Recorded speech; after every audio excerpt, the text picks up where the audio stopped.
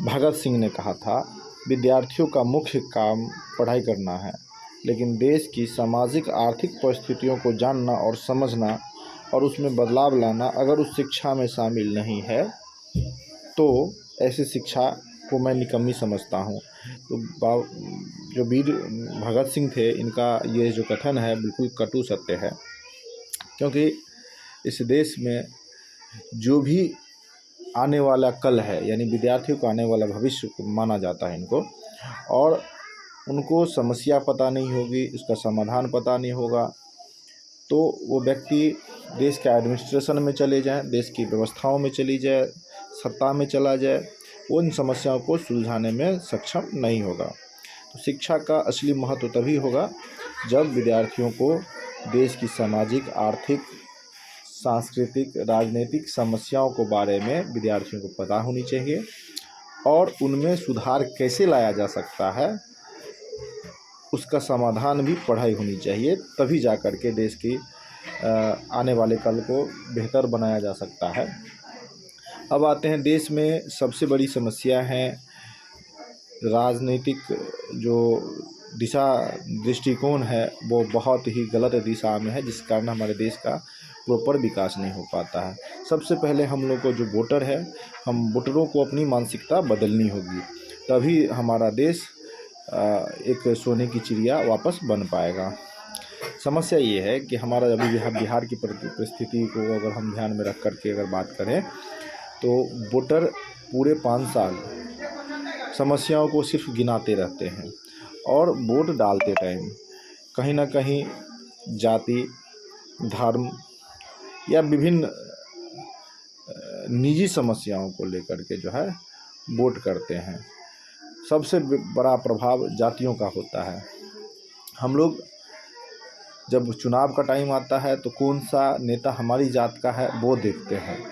जब तक आप नेताओं के अंदर ये क्वालिटी आप चेक नहीं करेंगे कि क्या वो नेता समाज सेवी विचारों का प्रवृत्ति उनकी आदत में शामिल है, समाज सेवा करना, लोगों की मदद करना उनकी आदत है, हॉबीज़ है, क्या वो नेता जो जिनको आप वोट दे रहे हैं वो मेरा आधार कार्ड बनवाएगा, मेरा राशन कार्ड बनवा देगा, मेरा वोटर लिस्ट में नाम जुड़वा देगा, मेरे को इंदिरा आवास कॉलोनी दे देगा, क्या मेरी गांव का सड़क बना पाएगा, क्या मेरे बच्चों को अच्छी एजुकेशन देने में जहाँ भी समस्या आएगी उसमें वो हमारी मदद करेगा कि नहीं करेगा, क्या वो हमारे गांव की सड़क टूट जाएगा तो बनवाने के लिए आएगा कि नहीं आएगा, क्या वो नेता हमारे सुख दुख में हमारे घर परिवार पर आएगा कि नहीं आएगा, क्या वो नेता हमारे बच्चों को नौकरी नहीं मिल रही है उस नौकरी के लिए वो मेरे बच्चों के लिए लड़ेगा कि नहीं लड़ेगा। क्योंकि देखिए, नेता का मतलब होता है प्रतिनिधि, और प्रतिनिधि का मतलब होता है कि जो आपके समूह का नेतृत्व करता हो। यानी अगर कोई मुखिया है तो इस मुखिया को उसके पंचायत के हर एक समस्याओं के लिए सरकार से लड़नी चाहिए। आपकी हर एक समस्या उनकी समस्या होनी चाहिए और उनका समाधान पे उनको फोकस होना चाहिए कि किस तरह से इसका समस्या का हल होगा। अगर कोई विधायक है तो विधानसभा इनको आप भेजे हैं तो विधायक की मूल जो जिम्मेदारी होनी चाहिए कि आपकी छोटी सी छोटी समस्याओं को विधानसभा में उठाए और उन समस्याओं का निराकरण करने के लिए निरंतर कार्यरत करता रहे। सांसद हैं अगर कोई तो वो आप उनको चुन के इसलिए भेजे हैं कि लोकसभा यानी केंद्र में जा कर के आपकी समस्याओं की बात करेगा और उन समस्याओं को हल कैसे किया जाएगा उस पर चर्चा करेगा। और उसके बाद जब सांसद से क्षेत्र से आकर के जब आपके क्षेत्र में आएगा तो आपकी समस्याओं को देखेगा, गिनेगा, लिखेगा, और लिखेगा ही नहीं बल्कि उनको उस समस्या को एक एक करके हल करना शुरू करनी चाहिए। अब होता क्या है कि आपने अपनी जाति के आधार पर वोट डाल रहे हो, कोई धर्म के आधार पर वोट डाल रहा है, वो बात नेता को ही पता है कि मुझे वोट काम करने के बदले में नहीं मिलेगा, मुझे तो पोलराइज्ड करके वोट मिलने वाला है, मुझे जाति के नाम पे मिलने वाला है, मुझे धर्म के नाम पे मिलने वाला है, मुझे इंडिया पाकिस्तान के नाम पे मिलने वाला है, मुझे हिंदू मुस्लिम के नाम पे मिलने वाला है। तो जो मुद्दे आपके हैं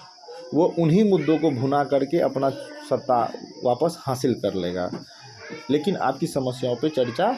नहीं करेगा। तो कहने का मेरा उद्देश्य ये है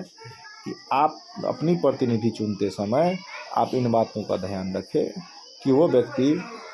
आपकी हर एक समस्याओं में आपके साथ खड़ा होगा कि नहीं खड़ा होगा, आपका सुरक्षा कवच बन के तैयार रहेगा कि नहीं रहेगा, आपके घर में राशन नहीं मिल रहा है तो उसकी चर्चा करेगा कि नहीं करेगा, आपको कॉलोनी नहीं मिला उसके लिए वो लड़ेगा कि नहीं लड़ेगा, आपके बच्चों को नौकरी नहीं मिल रहा उसके लिए वो लोकसभा में विधानसभा में जाके लड़ेगा कि नहीं लड़ेगा, आपको कोई भी समस्या हो तो उसकी बात करेगा कि नहीं करेगा। इन चीज़ों को ध्यान में रखते हुए जो है वोट करना चाहिए।